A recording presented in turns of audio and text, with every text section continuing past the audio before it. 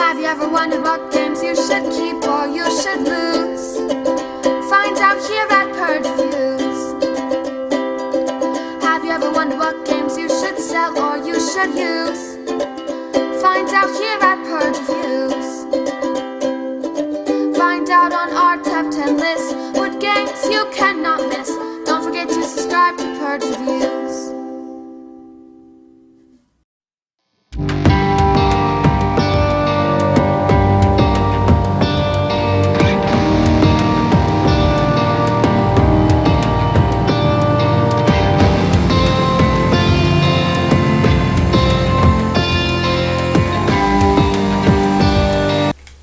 Theme of Time was one of those games I kind of looked at. I was kind of like, let's get this to the table so I can get it out the door. It's probably going to end up being a Purge. And yeah, sometimes I look at games like that and I'm like, this is probably going to be a Purge.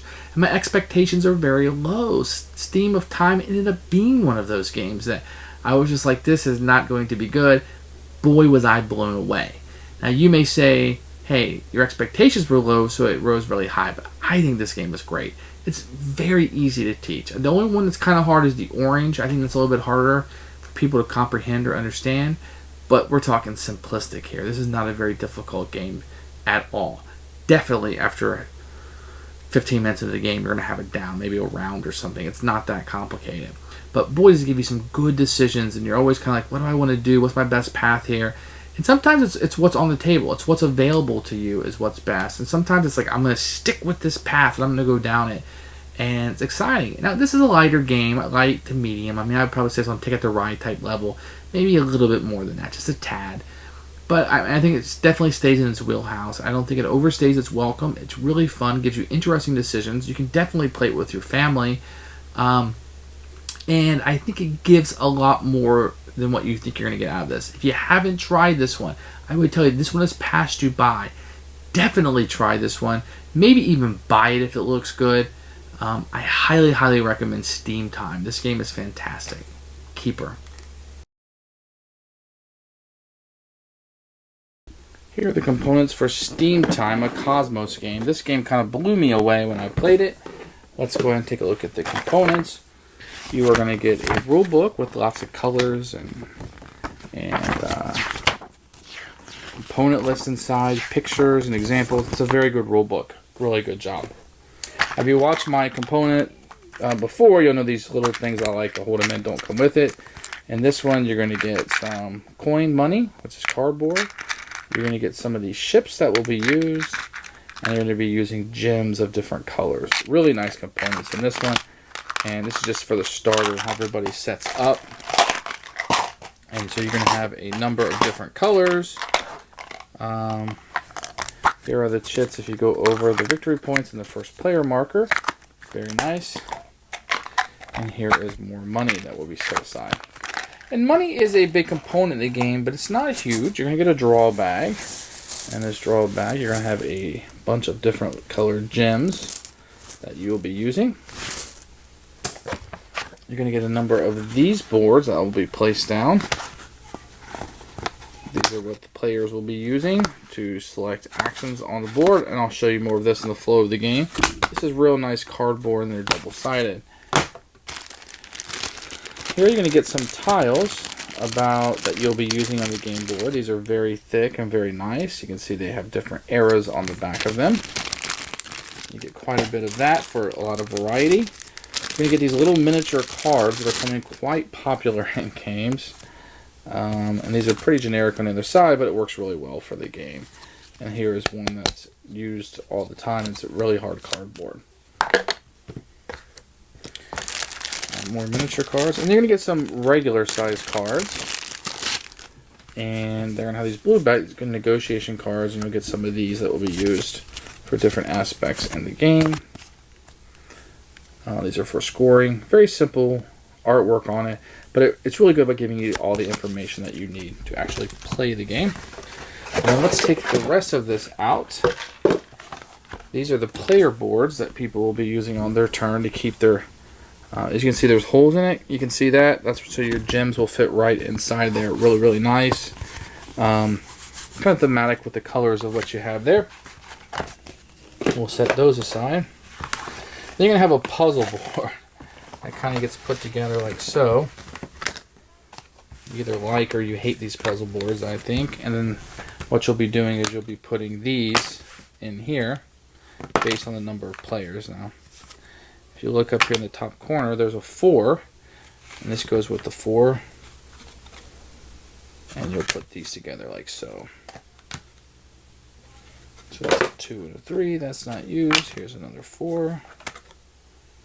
It's a 2 and a 3. And here's a 4. So that's kind of how the game will be set up, with this parameter around it to hold your cards, and this will be the player board that will move each round. These will move down and kind of fill in.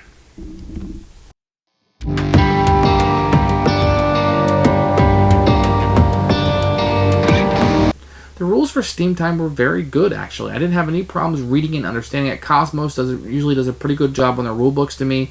I'm very happy with the rule set that's here. It's very easy to explain.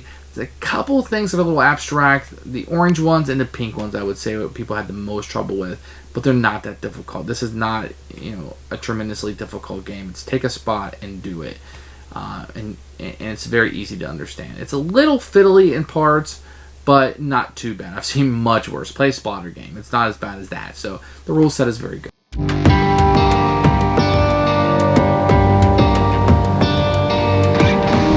So this is the board set up. Let me kind of zoom in and show what you have here. So what you're going to have on each one of these is 5 spots that will be available. And each one will be missing one. See how it's missing this one?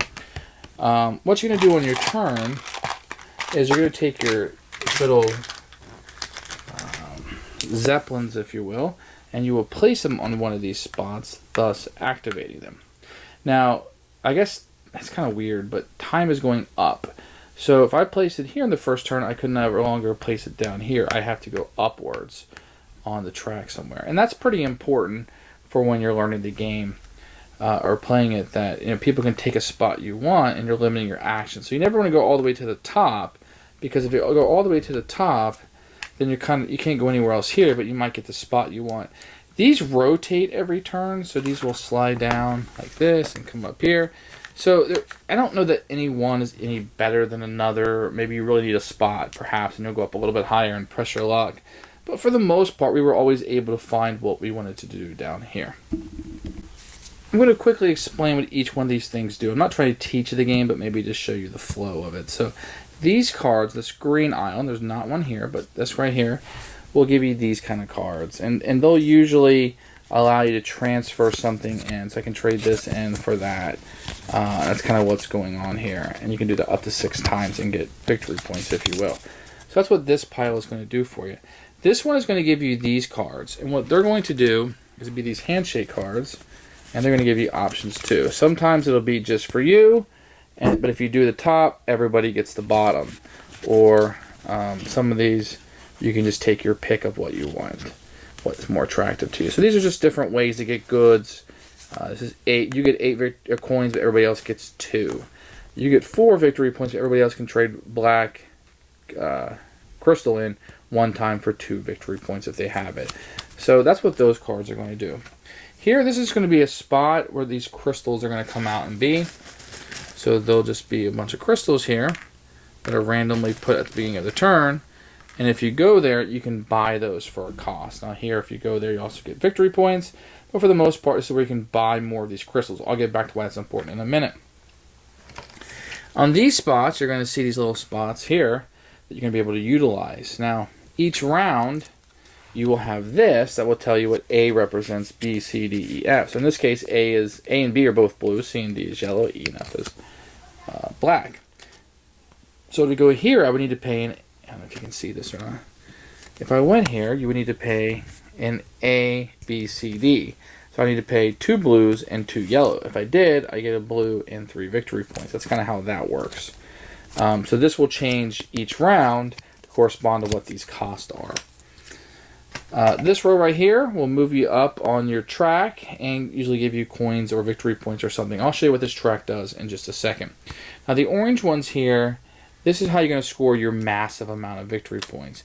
And it's going to be these expedition cards. So, however far up you're on your track, you're going to get the reward. So, and I'll show you this track in a second. So you'd pay the ABCD like I just showed you. Then if you're up to 4 on that track, you're going to get all of these goods. If you're on 3, you just go here and down. So let me kind of show you what these tracks are looking like. So as the game progresses, you're going to be putting the colored cubes here. So like right here would give you victory points. This would move you up on the Steam track, which works kind of like a wild. This one is going to give you the white ones, which are wild, and this track. So this corresponds to this track right here. I'll explain later. As you move up on it, you get an extra turn, so you're able to put more ships out, and that's pretty valuable. Here it gives you coin, and that's the orange that I was telling you about on those cards. The further up you're on it, you will get more goodies. Now some of these will have -2, so if you want to place something here, you can have coins to place it. You'll see that up there at the top also. So there's a few things going on. You're going to be filling these in with crystals and getting more bonuses. So let's give you an example. So let's say I had 3 of these here. Right?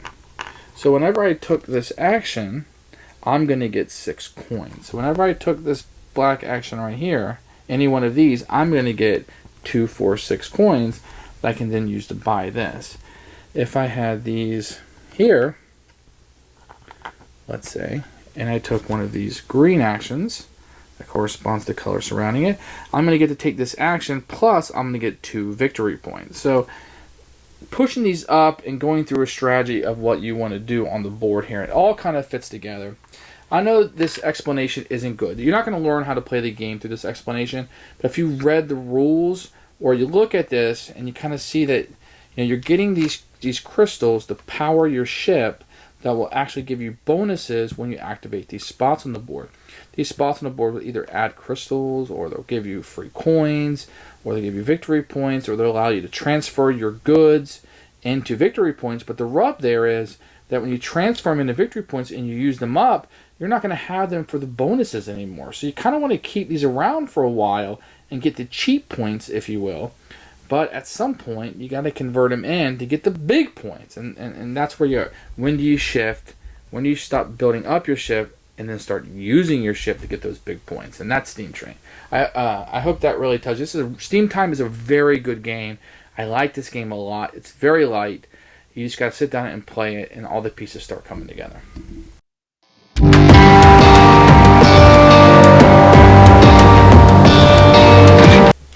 Who should buy this game? I'm gonna say most gamers. If you've bought the big games and you're looking for a little hidden gem somewhere, Steam Time is likely it.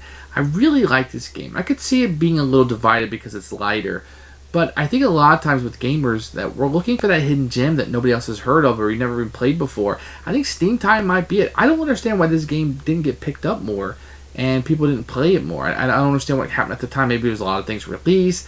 It's not one of those games that you look at and you're like, wow, this is fantastic. The miniatures are nice and all that. It's missing that. It looks like a solid little light Euro, and it's better than that. So check Steam Time out. I highly recommend it. I'm going to recommend this for most gamers as an insta-buy. At least, please, if you're at a con, you're at somebody's house, they have it, check this game out. You will be surprised by how good it is.